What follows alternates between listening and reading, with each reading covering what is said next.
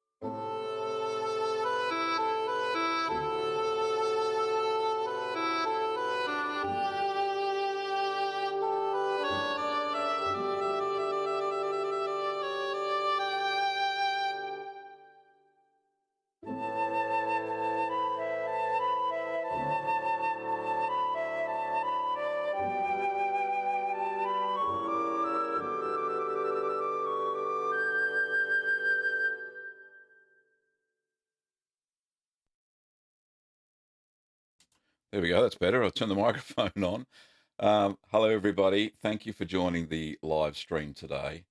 Hopefully, the video image is okay and it's clear enough. Now, I'm using a different PC today. My brand new one died. I have to take it to the shop today. So yeah, so so I'm using my older one, and whether there is a bit of a lag in the audio, then so be it. I think everybody will be able to handle that okay. Hi to Tattooed Dolly. Hi to Morgan. How are you? Apparently making your brother jealous. Hello to Nicholas. Hello to Russell. Gabrielle. And what else we got? The Bearded Walrus. Is that Noah? Noah. Um, and oh, Mickey D's back. And oh, we got Anthony. We got Kuba, Danny. Oh, all right. So let's start with a question, shall we? We've got 29 watching at the moment, and the stream seems to be okay. And Thomas is there, Captain Nibley from Minnesota. Now, before I start, um, something very cute or exciting happened this week. I got sent a video on Facebook from a 5-year-old lad called Solomon. So, hello to Solomon. He introduced me to butter making. Showed me how to make butter with the help of his mum behind the camera. and it was amazing to see. I really enjoyed it. And I bet, Solomon, I bet your butter tasted fantastic. So, congratulations on that. And I think, as far as I can tell, Solomon is my youngest fan. I'm not too sure, but I'm glad he's watching everything cheesy here on the Cheese Channel. Okay, so we'll start with the questions. First one's from Noah. Where is a good store to find all the ingredients that I would need for a cheddar? Walnut, wood walnut. Okay. As far as the equipment goes, Noah, and hopefully Kim's online somewhere there. Um, oh, she is there. Hello, Kim. um, there's a video that I just show people cheese making equipment just from around the home, and you can. Sorry, I'll collect myself. I'll start again. Yes, there's a video called Cheese Making Equipment, and it's all about stuff you can get from the kitchen. Very simple stuff. Now, as far as the ingredients go, you will have to find fair few of them at a specialty store. So similar to the one that we have here. There's a few good ones in the US. Just do a Google search for cheese making supplies, and you'll find basically everything you need. So you won't have too many problems at all.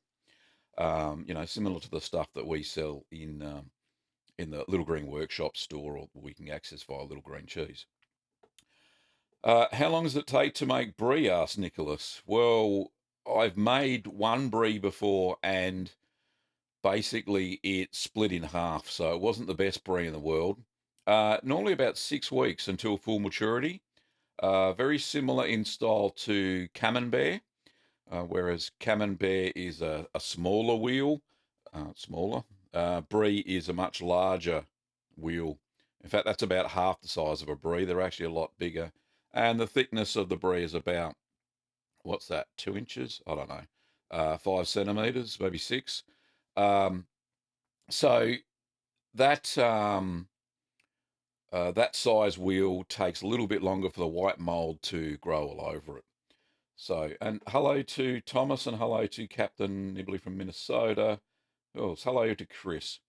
Um, right, so I'll just move down a bit. Oh, thank you, Kim, for that video link. Is there a cheese you absolutely won't make? Look, I've heard of the stench of a Limburger, so I don't know if I'd actually make that because Kim's quite, um, oh, what's the word? Averse to stinky cheese in the cheese fridge. I won't particularly blame Kim, but yes, when you open the cheese fridge door, you get this big woof of smelly socks. Then I probably wouldn't try that. Um, so so probably Limburger, and there's Epois, I think, is another cheese from France that is equally smelly. So I don't know if I'd try to make those. Um, Biceps Gaming. Hey, Gavin, you ever considered trying to make halloumi? Funny you should say that. If you go back 2 weeks ago, I made a halloumi video, and yes, it is delicious. And in fact, you can make it with oh, look at that. The fresh cheese kit just there that I've got behind me. Was that product placement or what? So yeah, you can buy that kit and make halloumi. Is a lovely little recipe in there. And I go through in the video making it from that kit and some of the things that I found that may have not been quite right in the instructions or the recipe for that. Um, just having my morning coffee because it's bright and early here in Australia. Okay, next one. Fito says, hi from Mexico. Will you send me a gift of some quick mozzarella kit? I'm afraid not. I wouldn't be much of a businessman if I sent away free cheese making kits, unless it was a competition, of course, which I don't know, we could consider that. But shipping overseas is, as we all know, and a lot of my overseas customers know that it's quite expensive.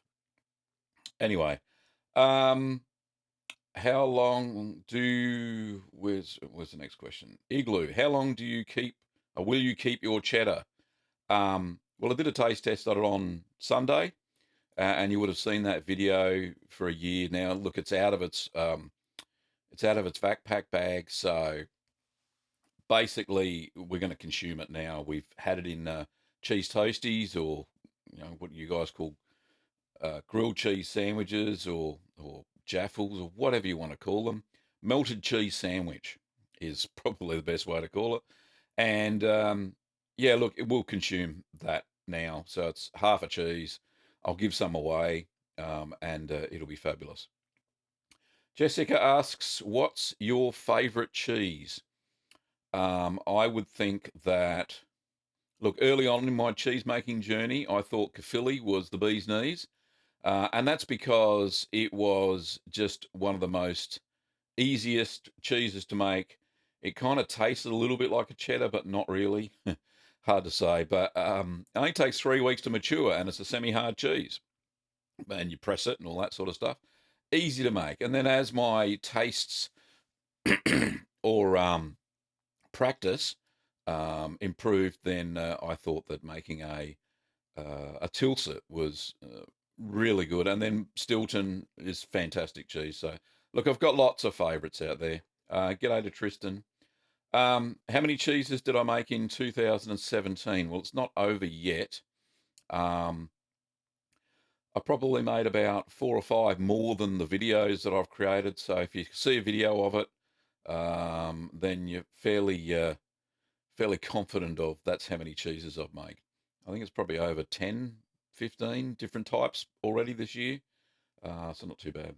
So Danny said, "Hey Gavin, in your last video, you told me to make a Caerphilly as a beginning maturation. I made it successful. It's in the cheese cave. How often should I be flipping the cheese?" Look, I think for the first week, Danny, I would flip it daily, and it does have a tendency to get a little bit sticky. So give it a bit of a brine wash. Just 2 tablespoons of salt with a cup of cooled water, boiled water, and then just wipe that with a soft cloth over the cheese, and that'll remove any stickiness. And you'll see that the rind will start to firm up because of the high salt content.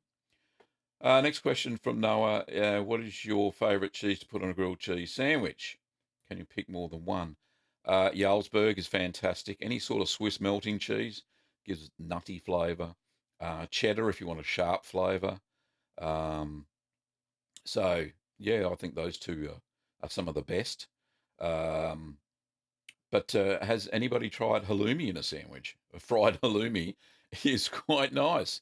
I really did enjoy that. I put that in a sandwich. Didn't melt, but the grilled flavour and the was just really nice. There's lots of questions here. I've got a page behind. Look, there's so many, so don't forget that you can call out a question if you use a super chat that way. See a little dollar sign down there. Don't mean to bring up any money, but these are going so fast. But if you want to be highlighted, then press a little dollar sign. I think it's $2 US is the lowest amount, and then yeah, we'll see. I'll actually get to your question. So anyway, where are we up to?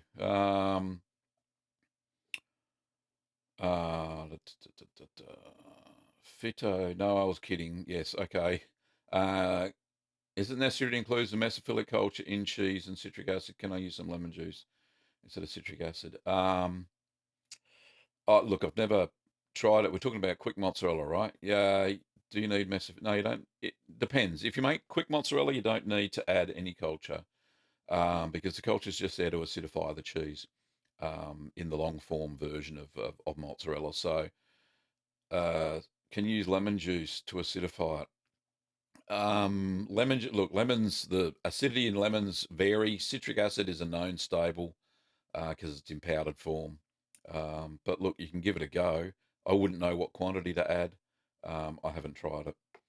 Ben has made a Leicester a couple of times, and both cheeses quite a bit of whey inside the vac pack. How do I keep the whey from expelling during aging?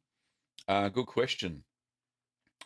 Um, Basically, it's trying to expel it because the rind hasn't sealed properly, and that can be because it's too cold when you're pressing.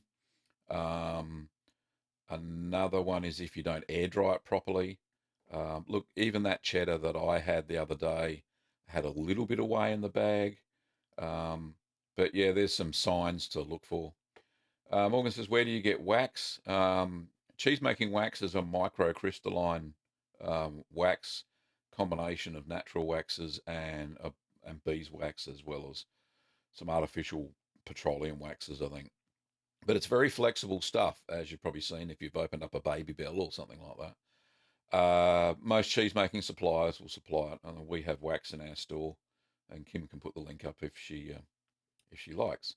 Um, Adam, can you outline the hygiene routine you have for your cheese making?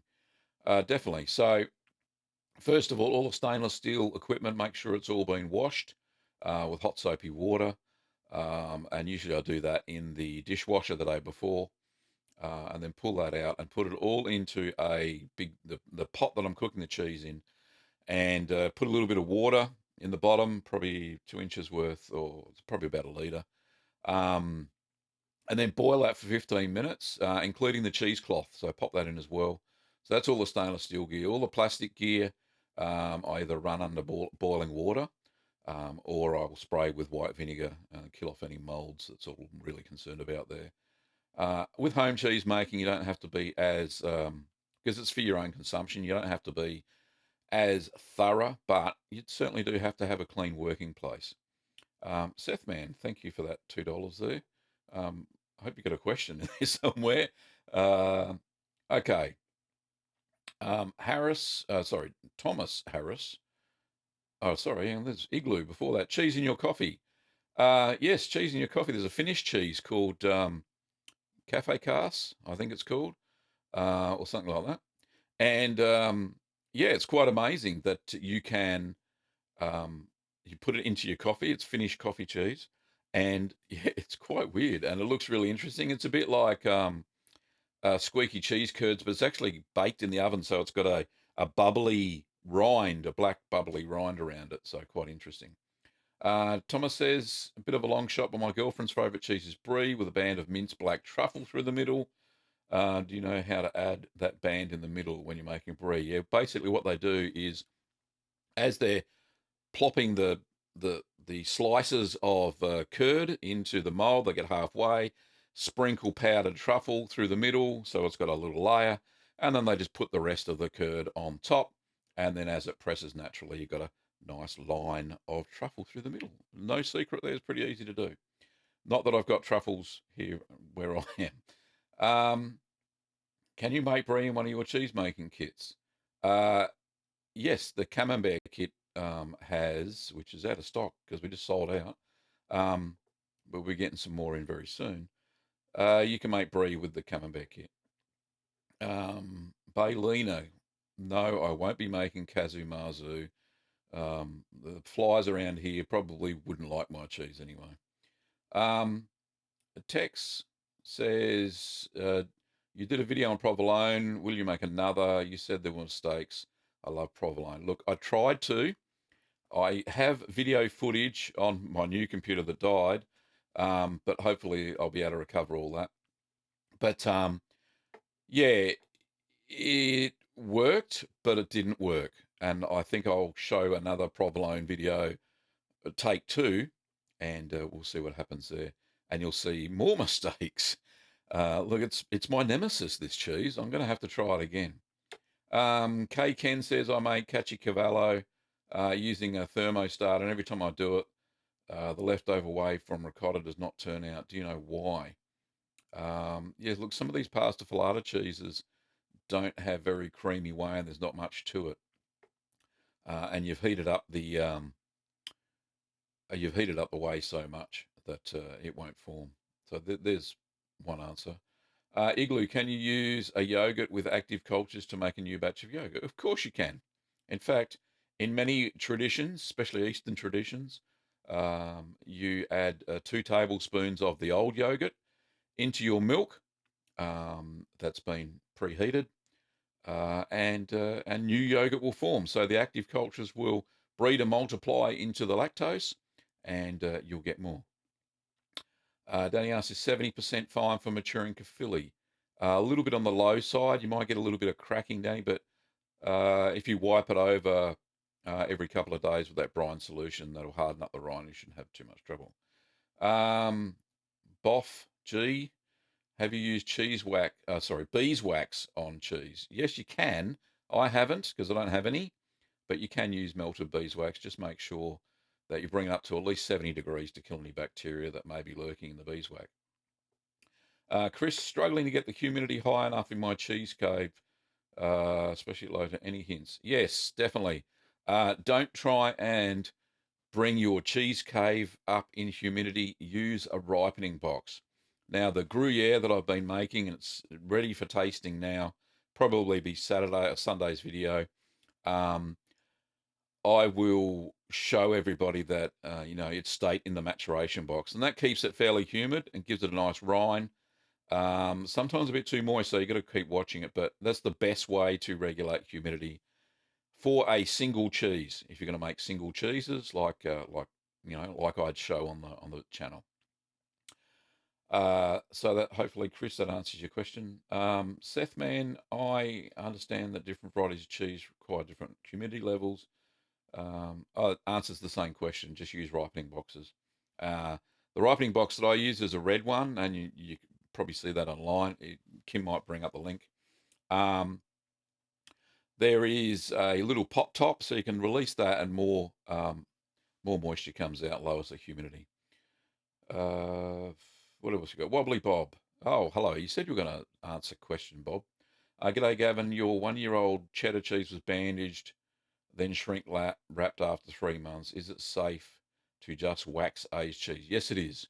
Um, as long as you can guarantee that the wax won't breach and you'll get mold underneath. Probably one of the best things is there's a coating that you can put on your cheese first. It's a PVA coating. It's like craft glue, kinda. And what it does, it dries clear and gives you a coating on the outside. You might have noticed some cheese makers sorry to say Baby Bell again, but if you have a look when you peel a Baby Bell off, it's got a white coating on the inside. That's because it's been dipped in this PVA coating. And if you put that on, then put the cheese wax on, uh, that PVA stuff has a mold resistance, a mold inhibitor. So you'll be able to wax your aged cheeses, cheddar cheeses, no problems at all. What do you need to make brie? Milk, culture, Penicillium candidum, maybe Geotrichum candidum, salt, and a nice mold. Um, have I ever considered making raclette? I have. I just haven't got around to it yet. So it's one on the to-do list. Thanks, Kim, for the information there about the camembert kit that you can make brie with. What do you call cheese that doesn't belong to you? Nacho cheese. Oh, that's hilarious. Thanks, Cruss. Is that from New Zealand? Adam, wine fridge or modified bar fridge? What budget wine fridge would you recommend? Oh, look, there's a lot of budget wine fridges out of there. Some work, some don't. I noticed that here in our um, in our conditions in Australia during summertime, wine fridges just elevate in temperature because they can't keep cool because they're not using a refrigeration circuit. They're using, I think it's called the Peltier effect, to withdraw hot air out of the fridge and put it out there.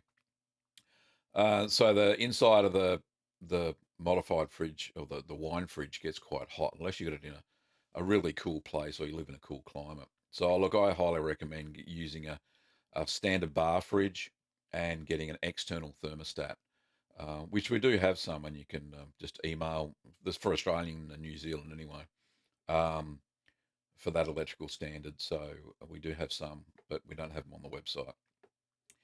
Um, Lewis says hi. Hi, Lewis.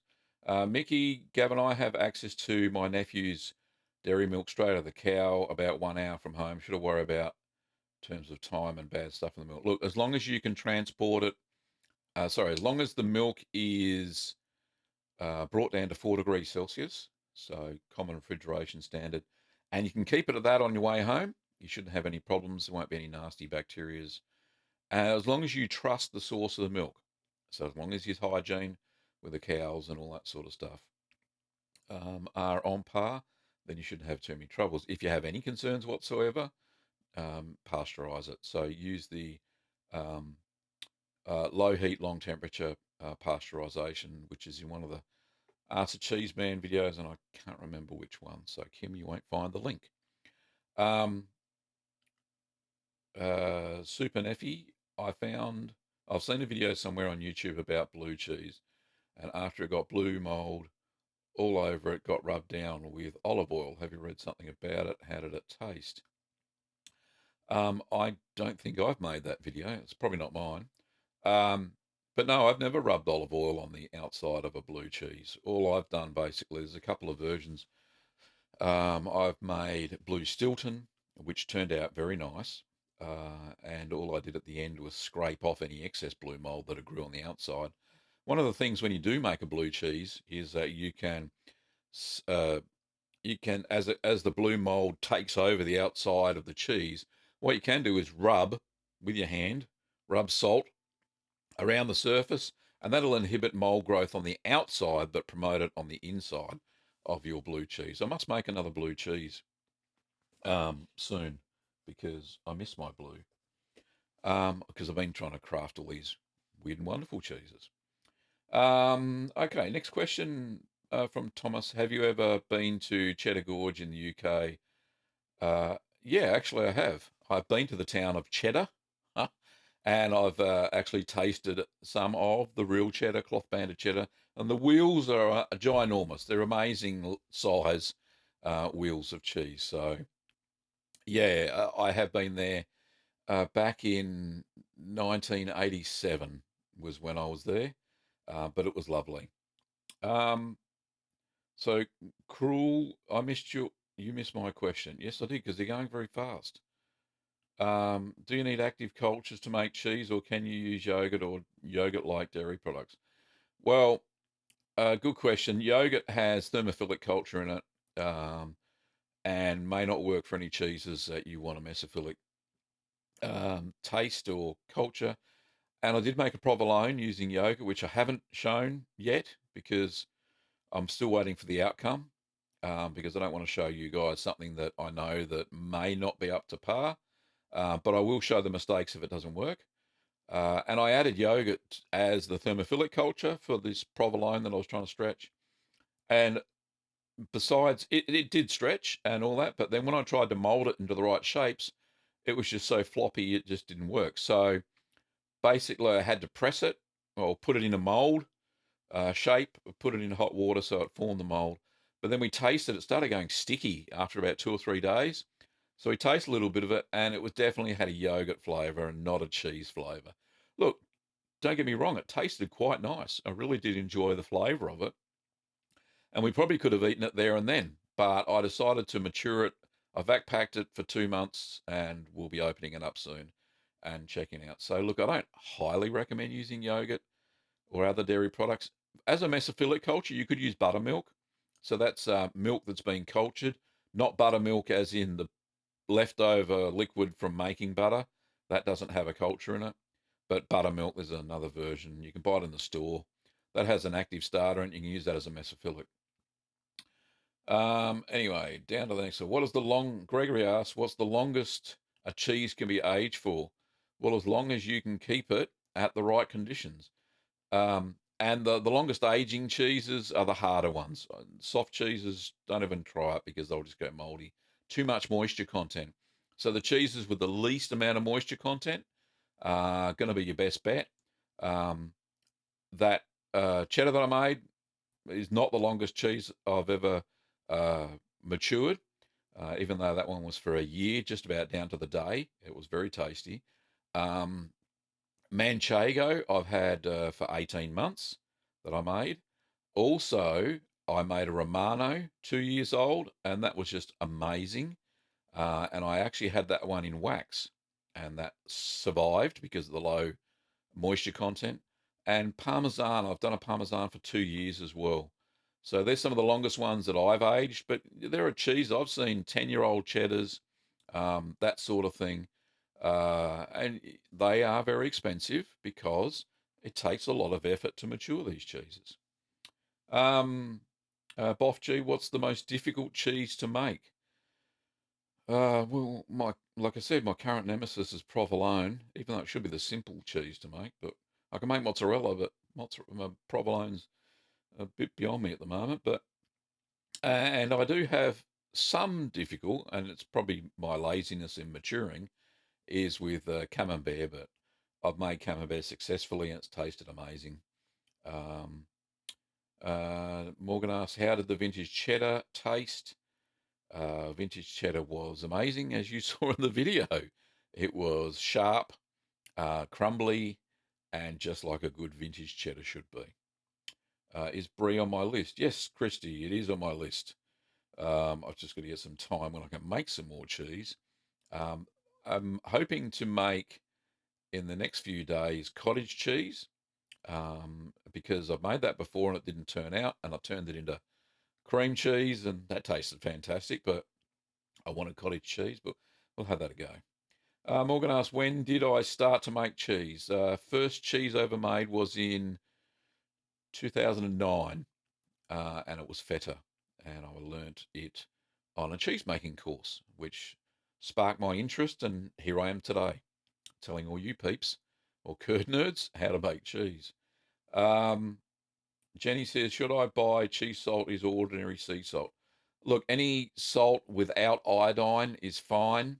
Um, if you use flaky salt, then it'll be a lot lighter than cheese salt. So you'll probably have to use a bit more if you use flaky salt. But if it's normal granules of salt, then it'll be the same as per the recipes that I have. But make sure it doesn't have iodine. And the reason it shouldn't have iodine in it is because iodine kills bacteria, and obviously you're introducing starter culture, which is a bacteria, lactic bacteria, and you don't want it to die, so don't use iodized salt. St. Rain's back from last time. Made cheese curds, great flavour, texture not as tight as I'd like.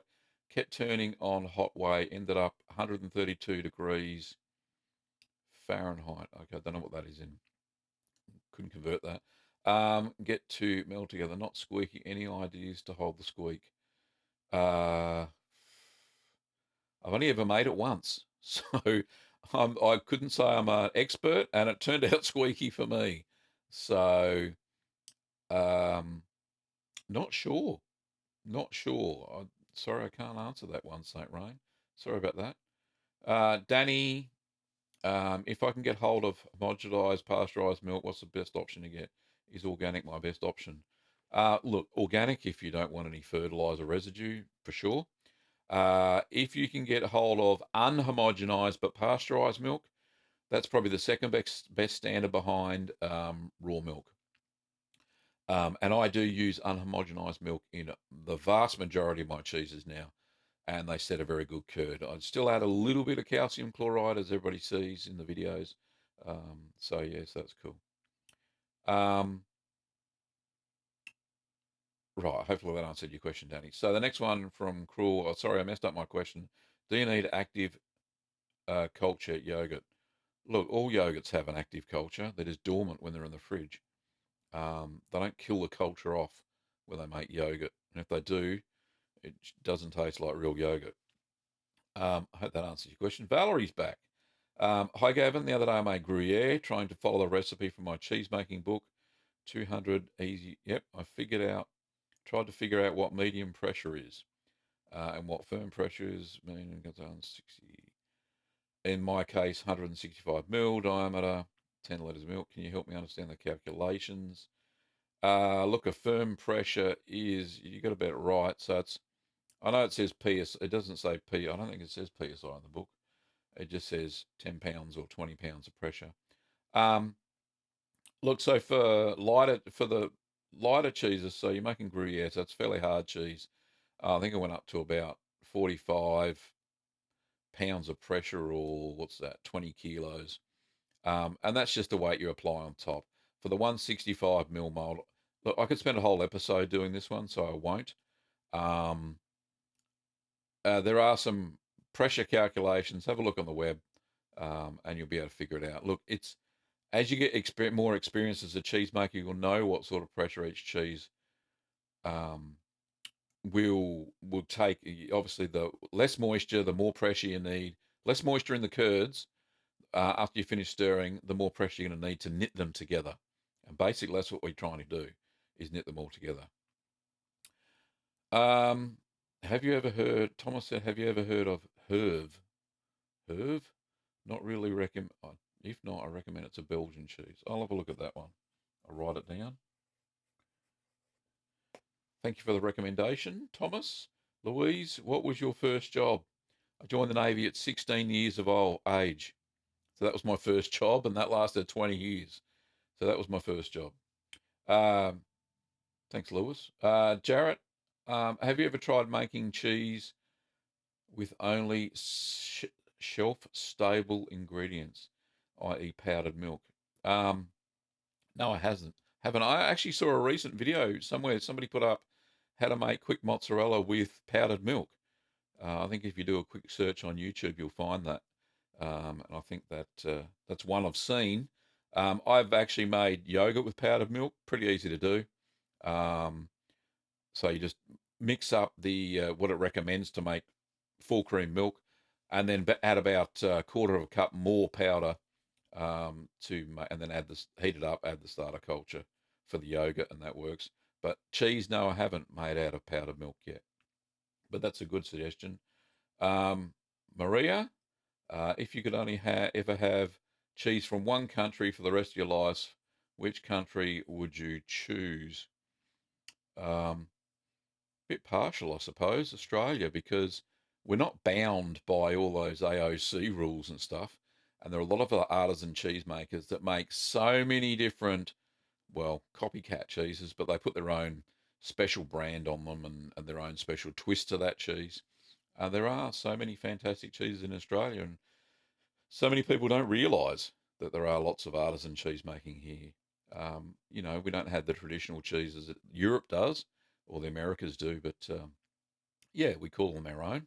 And I do like the cheeses we get here. So I hope that answers your question. What's your favourite type of cheese? And what's the most disgusting? Morgan, my most disgusting I've ever made was a very overripe St. Marcelin. And you can see that in the St. Marcelin taste test. It was a bit ordinary. Favourite type of cheese to make? Uh, Look, I think quick mozzarella is very simple to make, and it's very easy, and you get a reliable outcome every time.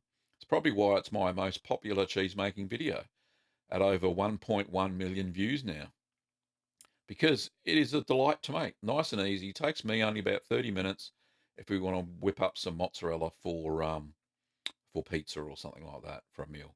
And it stays firm for about 2 or 3 days, and the flavour improves on the second day because I add in lipase, which starts converting some of the fats into lipids, which are flavour enhancers, which is lovely. Um, so, Kimmy, can you throw up the video of the quick mozzarella, which is the very high viewer one? Okay, so where am I up to? Just wanted to say thank you for Kim for a response. Oh, and place a order at the cheese shop last night. Oh, thanks, Mickey. Yeah, I saw that order. That was fantastic. Thanks, mate. Um, Cruel. I've tried to make yogurt from milk and a bit of yogurt. It didn't become yogurt. Was it because I didn't heat it? Oh, definitely. Yogurt starter culture, most of them anyway, love the temperature of about 40 to 45 degrees Celsius. That, because they're thermophilic starter cultures, that's when they breed and multiply. They have to be kept at that temperature for at least 8 to 12 hours. So when you're making yogurt, it's got to stay warm. The milk does anyway. Carlos, hello, Carlos, says, can I make cheese with raw milk? Of course you can. It's the best milk to make your cheese with if it's a clean source of milk. And if you have any doubts, then do a quick form of pasteurization called low temperature long hold. And just look for that somewhere on the interwebs. I've done a video on Ask the Cheeseman on how to do that. If you want to pasteurize it and maintain a few of the lactic bacteria, but kill all the nasty ones. St. Rain, I'll make curds again. Love the flavour, a bit squeaky. Keep you posted. Yes, please. That'd be lovely. I want to get a copy of your ebook or hard copy. I think Kim's already sent through the link. So there you go. Mickey, interested in the follower you place on top of the cheese? Do you have them in the shop? No, I don't. I think they've discontinued that line of decor plasticware. It was um, a microwave range that they had. It's a 2.75 litre rice cooker, and I may have got the little plastic thing on the top from another plastic thing, and I've just cobbled them together. So that's why you won't find it anywhere. You have to buy like two plastic tubs to get the same sort of makeup that I've made there. I've just put it together like any good cheesemaker can adapt and improvise.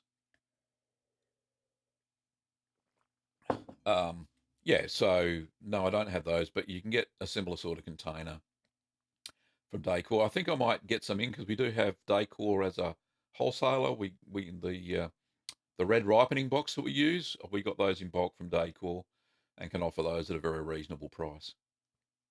So we'll have to investigate that, Kim. Um, where are we?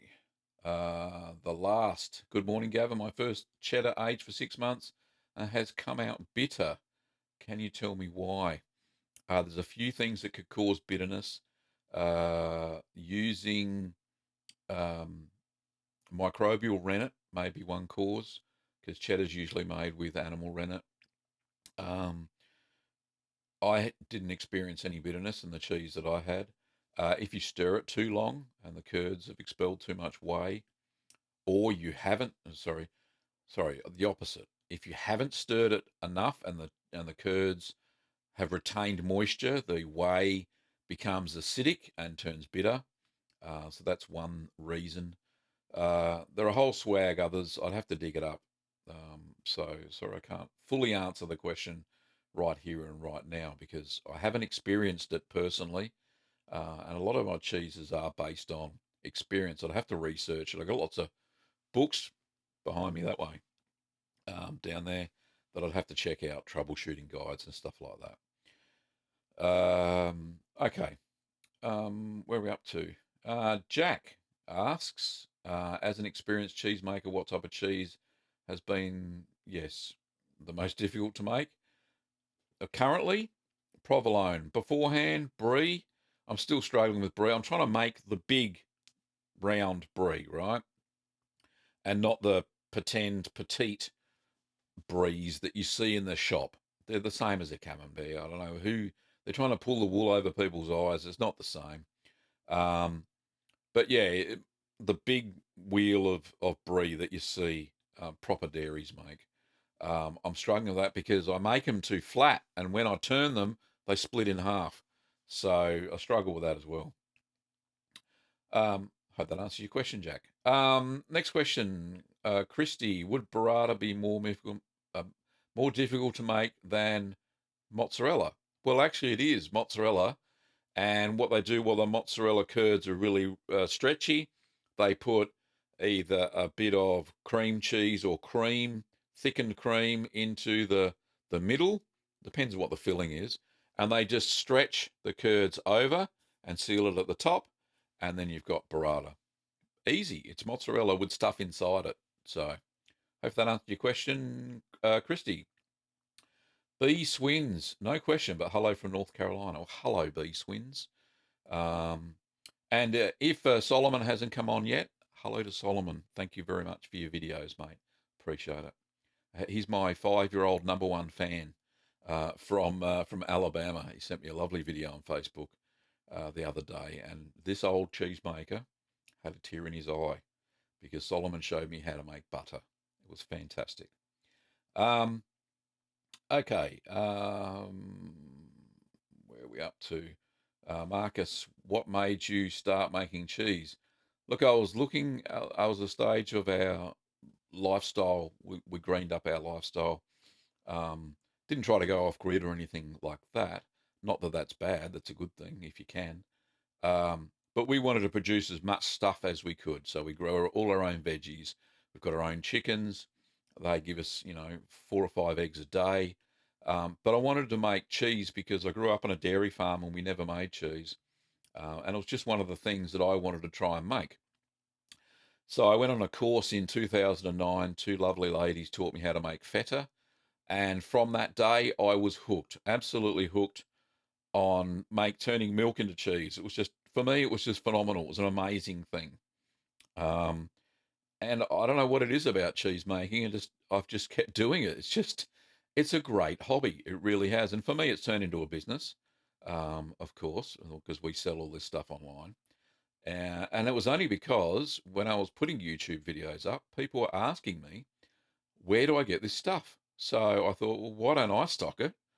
And people, may or may not buy it from us. So the rest is history. There's a long journey there. Just watch all the videos from the start to finish, and you'll see my development as a cheesemaker.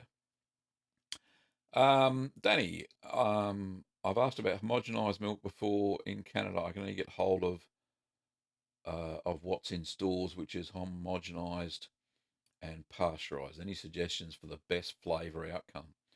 Um, you may or may not know, Danny, that you'll need when using homogenized milk, because what they do for homogenization, they use microfilters. They pass the milk through these microfilters and excuse me, mate, and they break up the cow's milk fat globules, so they don't rise to the top. So they're very fine. They turn the large fat globules into small ones. And that way you don't get a cream line in homogenised milk. Now, that's a bit of a problem for cheesemakers, is that you'll need to add calcium chloride to get the curds to set properly. The first few cheeses I made, I didn't know about calcium chloride, and I wondered why I was getting a very poor curd set. Same goes with check the pasteurisation type. If it's um, ultra pasteurised, you won't be able to make cheese out of it. It's just the proteins have been destroyed so much in the casein that they won't form into curds and whey. So watch out for that. Don't use ultra pasteurised or even UHT milk. It's not real milk, not anymore anyway. It's been tortured so much. All of the value and nutrition has gone, and it won't set curd. I think you even struggle to make a whole milk ricotta out of those two milks. Um, inspired by Thomas says, inspired by Maria's question, could you, if you could eat only one cheese for the rest of your life, the horror, which cheese would it be? Oh, such a good question. I look, I hope it never ever happens. I hope it never does. But I tell you what, the halloumi I had the other day that we made was absolutely delightful. If I could have a cheese to eat every day for breakfast, as a lot of cultures do, then I probably would choose halloumi because I love the saltiness of it, and I love the flavour that you get after you put it in a frying pan with a really good quality olive oil.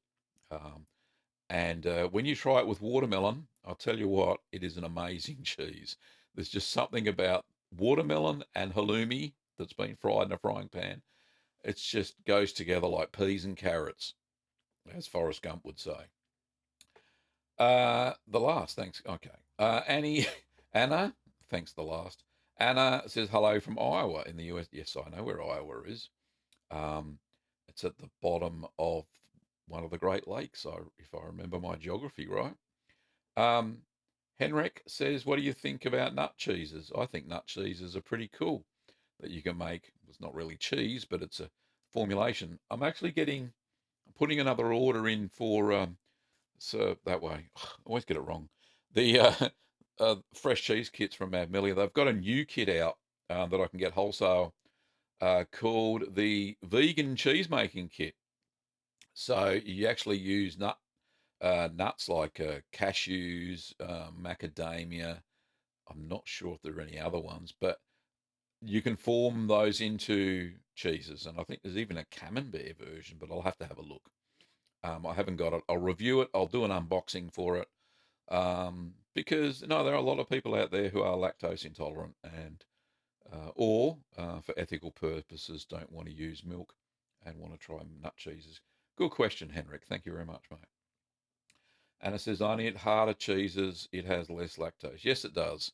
Harder cheeses because They age for longer is one of the reasons, and the other reason is the lactic bacteria has more time to convert the lactose into lactic acid. That's why harder cheeses oftenly have stronger flavours. There's more lactic acid in the cheese.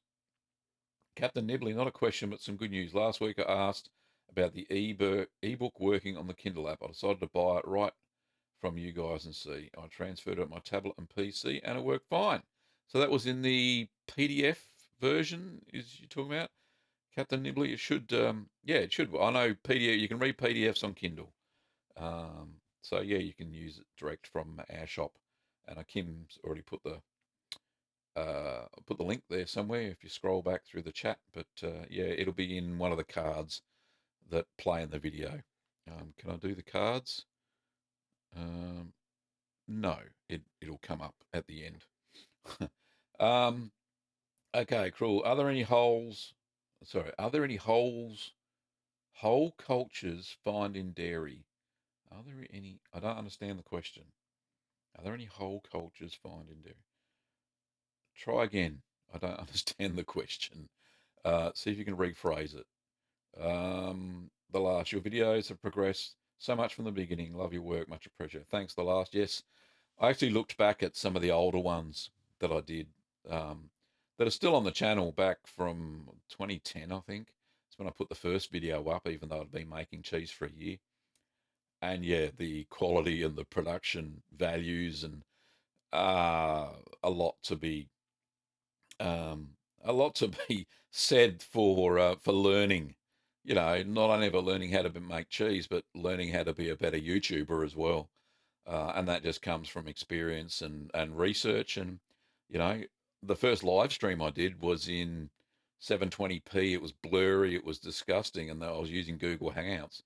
And now, as you can see, you've got 1080p, nice and clear, and hopefully the audio's kind of synced on this slower computer anyway. Um, but yeah, and yeah, you get better with everything. Everything you practice, you get better with. Just one of life's little things. Um, thanks. The last, Lena or Lena. I just came to give a like. Should I be sleeping? Awesome videos. Thank you very much, Lena. There's actually another live stream. Sorry. There's another live stream tonight. And we're getting close to time. We've got 10 minutes to go. There's another live stream tonight at 7:30 p.m. my time for anybody who's just about to go to sleep, but you'll get the right day. For those of you in the UK, Europe, and Asia Pacific regions, be another one at 7:30 p.m. and that's GMT plus 10. In the UK, I think it's 10:30 in the morning. Europe, it's 11:30 a.m. In Asia, it'll be about 5:30. 5:30? Yeah, 5:30 p.m. In most of Asia. So that's GMT minus 7 or 8. So plus 7 or 8. Get all the time zones mixed up. Anyway, so yeah, this will be another live stream tonight, and the lovely Kim will be moderating, of course. Anna, thanks for your advice. No problems at all. Cool. Are there any dairy products with a culture that create holes or eyes like in Swiss cheese? No. Propionic shamani or propionic bacteria is the CO2 producing bacteria that also gives Swiss cheeses and cheeses like Jarlsberg the nutty flavour that you see in cheese. In those sorts of alpine cheeses. So propionic shamani is the name of the starter culture, and Kim has already got the link. God, she's quick today, quicker than I am, that's for sure. So yeah, so that makes the eyes in the cheese or the holes. There's no natural product. It's actually comes. Let me think. From the alpine region, it's the grass, the meadow stuff, the meadow that the cows digest. Ends up having propionic shamani bacteria in the milk product. So where the milk is sourced from is very important. Back in the olden days, before we could actually add pre-made starter cultures, direct fat inoculated starter cultures into our cheese. So it was all about the environment. So cheeses like Munster and that sort of thing that have the washed rind or brevi Brevibacteria linens, the red rind that you see on some cheeses, that bacteria only grows in some areas. Um, Same as white mold, it only grows in certain areas, certain conditions. Same as uh, Penicillium roqueforti or Roquefort cheese in France. It grew that mold grew in certain caves in France, and they're all very serendipitous discoveries. But yeah, it's all to do with the bacteria or the local bacteria flora that is native to your area. And that's how cheeses were created. And you can see that's why they tend to be regional in nature as they're invented. Anyway, would rennet store well in the cheese cave? Yes, it does. We actually keep all our rennet in a cheese cave, in my cheese cave. So all the rennet we have for sale sits in there, nice at 13 degrees. It just has to be kept cool. Um, so 4 degrees or down, to 13 is what I have it sitting at. Same as calcium chloride, you can store it at that temperature as well. Um, yeah, cool A live Q&A. Yes, there is another one today. Okay, so we're down to 8 minutes. I'll answer a few more. Hunter, I've tried to make Munster 3 times in the past 6 months. Each has failed. Red colour develops and ends up different molds growing, cropping up, ruining the product. Any tips? Make sure there are no other cheeses in the cheese cave that have those other molds. I tend to find that if you've got blue mold that kind of lurks around, that will crop up. You've got to wash it, every second day. It's a those sorts of cheeses, those red mold cheeses, are a pain to make because you've got to make sure that you maintain.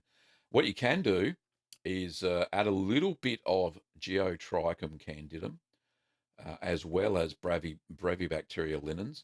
And what that does, that creates a great environment on the surface of the cheese. It neutralizes the acid on the surface of the cheese and allows the Brevibacterium linens to establish firmly so no other molds will get on the cheese. So I've tried that in the last one. It worked out quite well. So yeah, a little bit of Geotrichum candidum with your Brevibacteria linens. That'll help any of your red washed rind cheeses. Um, de Jula. Hi there, Gavin. My dad totally adores old crumbly cheeses. Which cheese should I buy? And buy a vintage cheddar. That's an old crumbly cheese. One of the best. And see if you can get some of the ones from England. I know you're sitting in Germany there. I know there's some great German cheeses, but I don't think they're really old crumbly ones. But yeah, cheddar definitely um, is one of the best ones out there. Joy, hello, Joy. Lovely to see you on the channel. I'm so inspired by your teaching, Gavin, and making keep the good work. Good show, Kim and Gavin. Thanks. You're welcome. All right, so we will finish up in a minute or so. Don't forget, a lot of people ask me how to support the channel. There's a couple of ways. Obviously, super chats do go directly to me, or most of the revenue down here. The little dollar sign thing, you can ask a question or just donate there. That's one way to do it. Obviously, my ebook, and Kim's put the link to the ebook, or you can find it at littlegreenworkshops.com.au or littlegreencheese.com.au, the link down there. You can find the ebook there as well, which obviously just gets sent internationally. It doesn't no borders for that one, no customs, no nothing, which is fantastic. Another way is on Patreon. You can pledge a monthly donation as little as $1 US, and the Patreon link. I don't know if Kim will be able to find that in time, but you just go to the channel and you'll see a link for Patreon there. I put it in most of the cheese making videos, including this one at the end when it goes to archive. Victor, g'day from Brazil. And last but not least, my merch store. I put the link to that in every video. Oh, there we go. Get rid of some of that. So merch like, the cup that I love. It's a massive big cup for coffee. It's fantastic. And some of the t-shirts like that one. Um, and they're at the merch store, and I get a very small cut from the merch store, unfortunately. Um, so there's some of the ways to support. And if you're in Australia or close by, well, it doesn't really matter. I get lots of orders internationally. Don't forget to check out our shop with all our cheese making supplies. That's over at littlegreenworkshops.com.au. And we do ship internationally. And there have been so many of you out there, which is fantastic to see, ordering from overseas and don't seem to care what the shipping cost is. So yeah, thank you very much for that. I really appreciate it. Anyway, I'll sign off. Don't forget, there's another live stream tonight, a live stream tonight at 7:30 p.m. my time, which is plus GMT 10. So those who didn't get their questions answered, I recommend that you do a super chat next time because they just go so fast and I can't keep up with them. Super chats are blaringly obvious and I can see what they are. And thank you to NKY Homesteading for your kind $2 donation super chat there. Lovely, thank you very much. A live scream, yeah, that's the one. I'll have to put the mask on and everything. All right, I'll sign off now. Thank you very much, Curd Nerds. I appreciate everything. Now, if you want to see any videos, they'll pop up in the archive version, that sort of stuff. Don't forget to subscribe to the channel because the only way you will get alerted for these live chats is if you subscribe to the channel and you get alerted. Usually that's why I start 5 minutes early than the top of the hour or the bottom of the hour whenever I start these things. And yeah, you'll get informed, hopefully, on time. But yeah, I'll see you at 7:30 p.m. tonight. Have a fantastic day or asleep, whatever you're doing there. And don't forget to keep calm and make cheese. And have a good time while you're doing it. All right, we'll see everybody. See you later, Curd Nerds.